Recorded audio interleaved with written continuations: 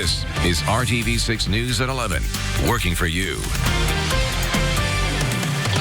A local business owner who's putting thousands of dollars into reopening a Westside laundromat is having to spend a little bit more after his break-in. RTV6's Cornelius Hawker explains why this is much more than a business to that owner and to the community.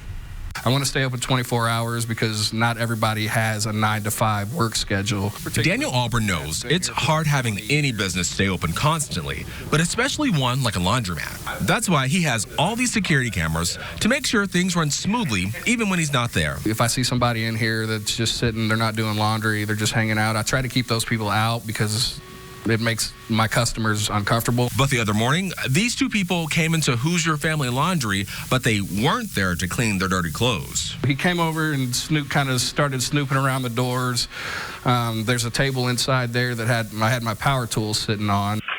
With one kick, a man was in the office and in a little more than 10 seconds stole the power tools and then was out the door with his friend, leaving Daniel to deal with the mess left behind. He cracked the door right down the middle. We had to buy all new hardware and we had to reinforce the door frame. And that was remodeling work Daniel didn't expect he'd have to do, but he's taking it all in stride.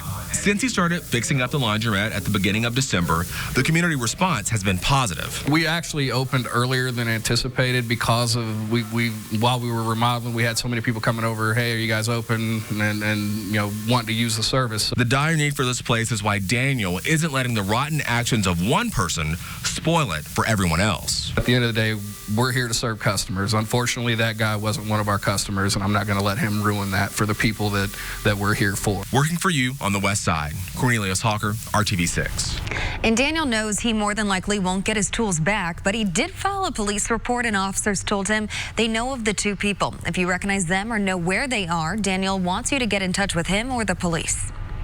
We are working to learn the circumstances surrounding a deadly crash involving an Indigo bus. Police say a bus and car collided at East Michigan Street and North Davidson Street downtown just after 3 o'clock this afternoon.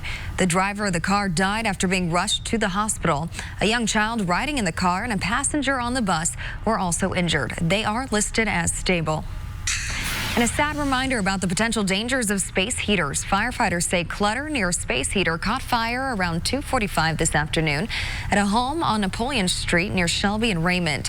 A neighbor suffered slight smoke inhalation after he ran in the burning home to save several cats.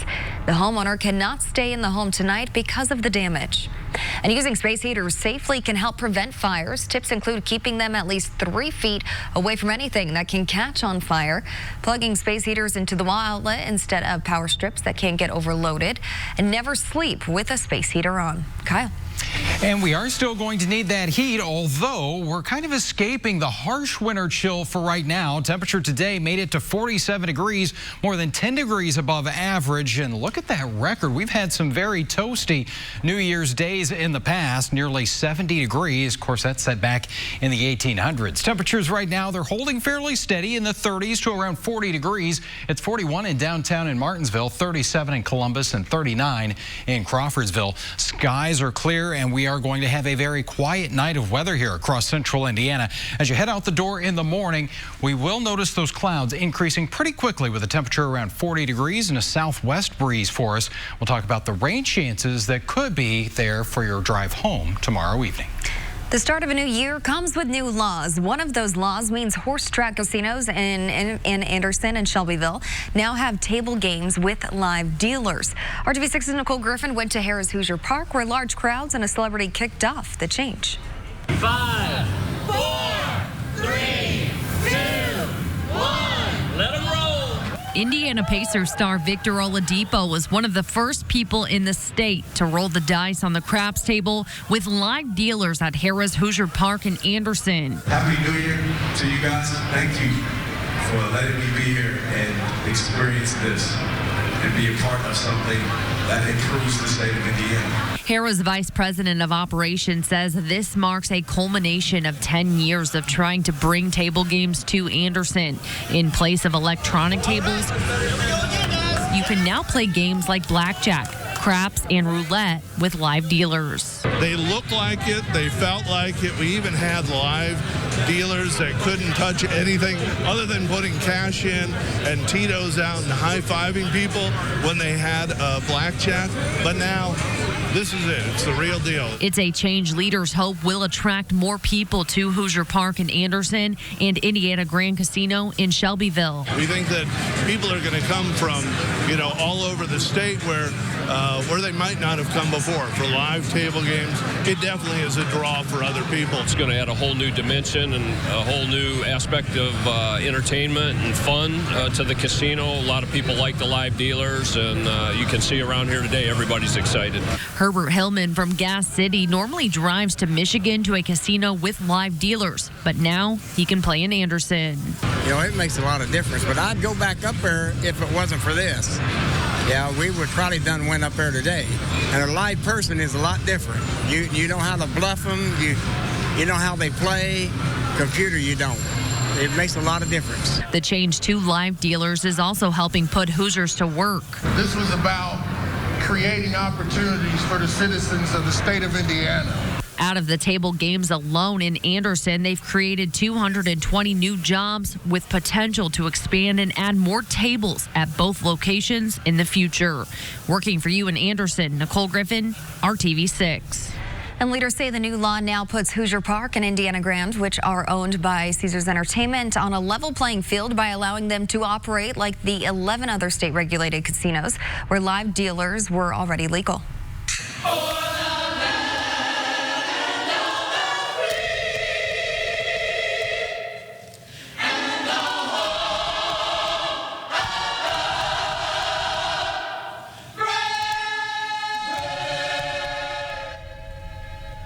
A festive and patriotic atmosphere today at a political event in downtown Indianapolis. Mayor Joe Hogsett and city county councilors are now sworn in for duty. Judge Sarah Evans Barker presided over the swearing-in ceremony this morning at the Indiana Landmark Center. The elections that have brought you here to this day reflect our community's shared confidence as well as hopes that you will together figure out ways and find paths that will lead to economic prosperity, as well as an atmosphere of civility and equal justice for all. Democrats flipped 6 city county council seats in the November election, giving them a 20-5 advantage. At today's ceremony, Mayor Hogsett talked about the fight against violence in the city, and police say for the first time in nearly a decade, the number of homicides has gone down. IMPD says there were 152 intentional homicides in 2019. That's 6 fewer than 2018. We must stay the course in our core belief in community-based violence prevention. And we must specifically focus on broadening the scope and the reach of our peacemakers, our neighborhood partners, and our faith-based allies. And new IMPD Chief Randall Taylor released a statement saying in part, quote, "This small victory is a notable one, but the fact remains that just one homicide in our city is one too many. Today, as we begin a new decade, let us all recommit ourselves to working together to make Indianapolis an even safer place to call home." And investigators say 4 people from Indiana suffered injuries in this boat crash in Fort Lauderdale, Florida. They are identified as Daniel Torres of Zionsville, Cassidy Rudman of Indianapolis, and Lauren and Jaron Slaggy of McCordsville. Investigators say the boat hit a jetty just after midnight. A witness says he is surprised no one was killed. That's luck. That's pure luck. I mean, the impact on that boat had to be incredible. It's just, you got to pay attention out there. It's no joke. Conservation officers say 3 of the passengers were taken to the hospital, 1 with a serious bodily injury. And more restrictions could be coming to the cigarette industry. The Food and Drug Administration plans to ban certain e-cig flavors in the fight against teen vaping. ABC's Trevor Alt reports President Trump talked about the issue on New Year's Eve. Major changes could be coming to e-cigarette sales in the new year. The FDA planning to ban certain cartridges in hopes of addressing what officials call the teen vaping crisis. We'll be taking it off the flavors for a period of time, certain flavors. President Trump hinting at the plans, which would likely ban cartridges with fruity or dessert-like flavors and only leave menthol or tobacco-flavored cartridges. The push for tighter regulation comes in the midst of what the Centers for Disease Control has called an outbreak of lung illnesses linked linked to vaping. It began in June, peaking in September. The latest data showing more than 2,500 cases and 55 deaths. Several lawsuits have now been filed against e-cigarette companies. The state of Minnesota accusing Juul of targeting young people like 17-year-old Will Gittler, who says he switched to vaping in an effort to quit smoking. It feels like I've been deceived, like the progress that I thought I was making wasn't progress. No timeline has been given on the FDA rolling out new regulations, and while President Trump is calling for the removal of those specific flavors, he also says he's hoping they'd soon be brought back to the market. We have to protect the children. We have to protect the families. At the same time, we have a very big industry. It's become a very big industry. We're going to take care of the industry. These possible new changes come as President Trump just signed the new law raising the minimum age to buy tobacco from 18 to 21, and that law does include e-cigarettes. Trevor Ault, ABC News, New York. Coming up, an excited worshiper gets a slap on the wrist from the Pope. Literally, hear his message about the incident. And meet the first babies born in 2020. One Central Indiana mother says it's not her first time ringing in the new year by giving birth. You're watching RTV6 News at 11. Your budget stretches further at Mattress Firm. This is RTV6 News at 11, working for you. Tonight, the sports world is remembering the life and legacy of David Stern. The former NBA commissioner died today after suffering a brain hemorrhage around 3 weeks ago. David Stern led the NBA from 1984 to 2014, and during that time, he helped expand the game across the country and world. He also oversaw the creation of the WNBA. David Stern was 77 years old. Pope Francis is apologizing after this small slap seen around the world. ABC's Julia McFarland reports the pontiff is using the incident as a teachable moment. For 6 years, Pope Francis has greeted thousands of Catholic worshippers around the world. And on New Year's Eve, the pontiff was greeting the faithful in St. Peter's Square in the Vatican when this happened. A nearby woman seized his hand, yanking the 83-year-old Pope, pulling him towards her. The sudden move appeared to shock the Pope, who wrenched his arm free, smacking her hands to make her let him go, leaving him indignant as he moved on. The moment was seen around the world, and the Pope addressed it in his New Year's homily today when he spoke about patience. Love makes us patient, he said, and I am sorry for the bad example I gave yesterday. It's not the first time the Pope has withdrawn from physical interactions from worshippers. For centuries, tradition has led the faithful to kiss the ring of the pontiff. But Pope Francis has visibly rebuffed this act of reverence before. Last year, he was seen on camera pulling away from people attempting to kiss his ring. A Vatican spokesman at the time explained that it was a question of hygiene, and he often accepted kisses in smaller groups. At the start of the new year, the Pope spoke about his hopes for a more peaceful world and called listening an act of love, encouraging all of us to make more time for each other. Julia McFarland, ABC News, London. Some Central Indiana families are celebrating the new year with newborns. Baby Ace Moore is the first baby born in 2020 in Marion County. He came into the world at 12:32 this morning at Eskenazi Hospital. Franciscan Health and IU Health Methodist also shared pictures of their New Year's babies. Look at that. And the New Year's baby born at Ascension St. Vincent shares a birthday with his big sister. This is Sharia Mitchell's second child, born on January 1st. She says her 14-year-old daughter is a little bummed about it, but not too much. She knew it was a possibility. We talked about it. She was just like really wanting me to have him on the 31st, but she knew, so she wasn't too mad about it. Mitchell also has a son whose birthday is on December 26th, so the family is pretty busy during the holidays. What are the odds, though, right? Isn't that crazy? But hey, you know what? Bigger birthday party. More fun with that. And there was also twins in Carmel born on December 31st and January 1st. A lot of kids out there. A lot of new babies. Welcome. And welcome everybody to 2020. I hope you had a first great day of the year. Beautiful. Yeah, we had a lot of sunshine out there. Temperatures that made their way well into the 40s. And hey, we're still sitting in the 40s out there right now at 41 with a south breeze at 15. So yeah, it does feel a little bit colder than that. We've got a wind chill of 33, but those skies are clear and will stay that way as we go through tonight. So with the south breeze, temperatures are not going to go crashing very far. 36 degrees, that's our average high for this time of year. And as we get into your Thursday forecast, we will notice that pretty early in the day, those clouds return to the area. They're going to be with us here, but I think we're dry for much of the day as well. A little breezy, that southwest wind at 15 miles per hour, but look at what it does to the temperature as we get to the middle of the day. 48 at noon. We'll get into the lower and even some middle 50s across central Indiana for your Thursday. 51 in Muncie, 52 in Richmond, and right about 52 degrees in the city, 53 in Bloomington.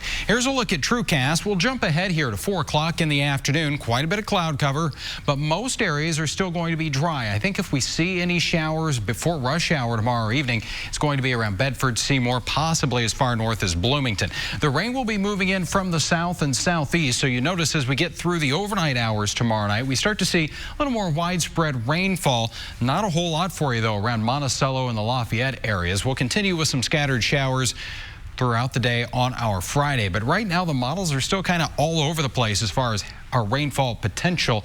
I do think this is going to be much lighter than the system that moved through right before the end of the year, though most areas are looking at under a ½ inch of rainfall.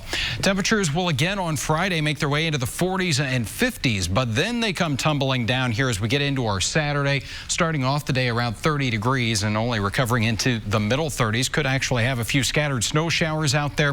Doesn't look like we'll see a whole lot in the way of snow accumulation with that system, but it also doesn't look like the cold is going to stick around very long here. As we get into a new month, we look at the January temperature outlook, and near and south of I-70 looking at above average temperatures here, where our temperatures are generally in the middle 30s for that afternoon high. 7-day planning forecast for you, and after we get through this chance for a few rain showers and snow showers into Saturday, then we dry things out again, and temperatures not too far from average, upper 30s and lower 40s for highs. Okay, you know, I'll take the beginning of 2020. It could be so much colder. That's right. It was great. Yeah. All right. Thanks, Kyle. Hey, Brad. And good evening, everyone. Happy New Year. Hope you've had a great day. Thanks for joining us here. The IU football team is starting 2020 in Florida. First time the Hoosiers have played a bowl game in the Sunshine State. Tomorrow, the long wait finally ends when they take the field against Tennessee.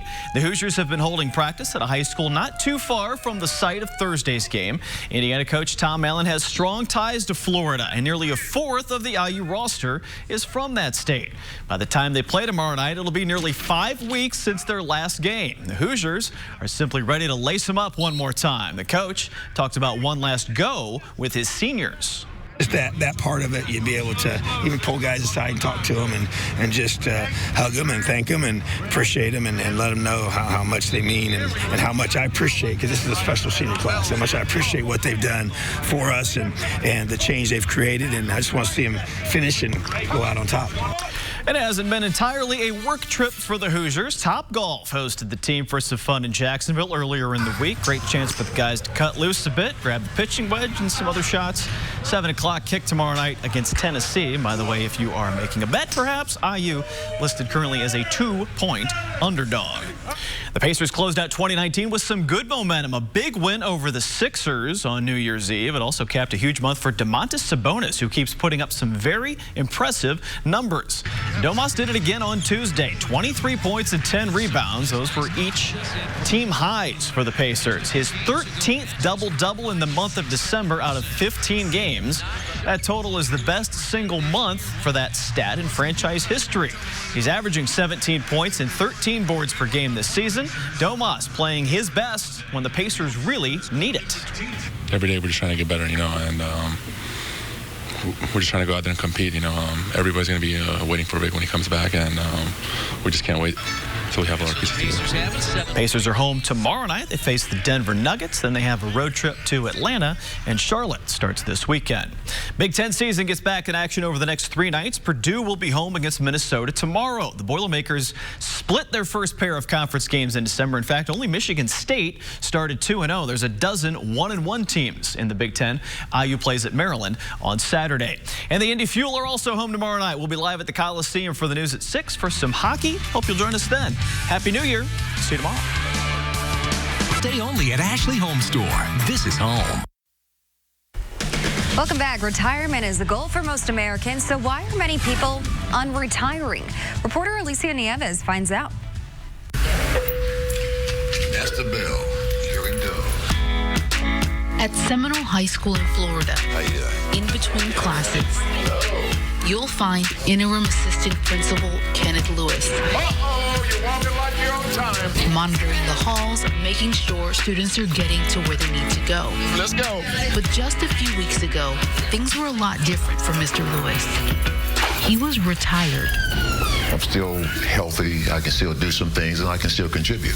A growing number of people right now, nearly 40% of those who retire are unretiring and going back to work. For Lewis? Well, the wife and I have planned to do some traveling and do some things like that, and do some stuff around the house. But boy, did it get old fast. He came out of retirement because he wanted to. We're good. But unfortunately, 60% of those who are unretiring are doing so because they need to. I retired in June of 2018.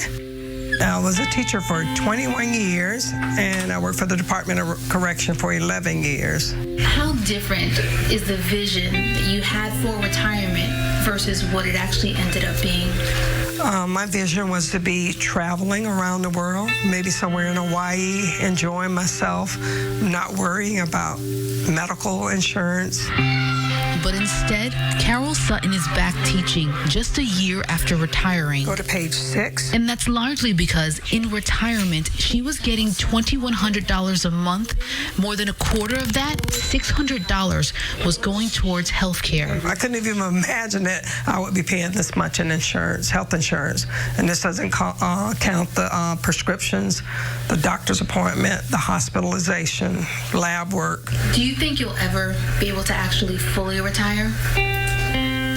hope by the time at least I'm 65 when I'm able to get Medicare.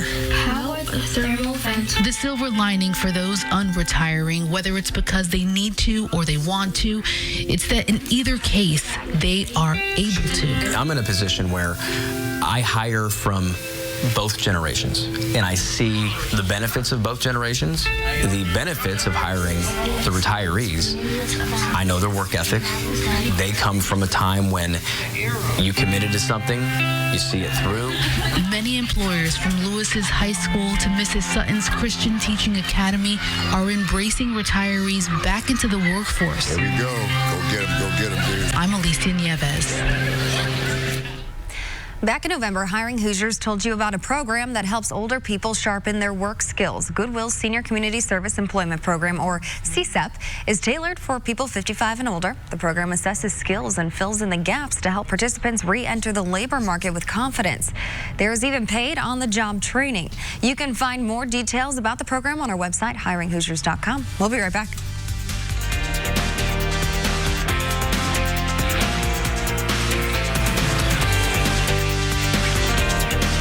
Boy Furniture Galleries. Live life comfortably. January picking up where December left off, with some 50s in the forecast here Thursday and Friday, and much of tomorrow I think is going to be dry. It's not until tomorrow night that we start to see a little more widespread rain. That'll carry over into Friday, then briefly colder with a few snow showers on Saturday. And again, those highs in the 30s to around 40, not bad in January. It's all relative. Exactly. All right. Thank you, Kyle. And thank you for joining us on the first day of the year. GMI starts at 4:30 a.m. Good night.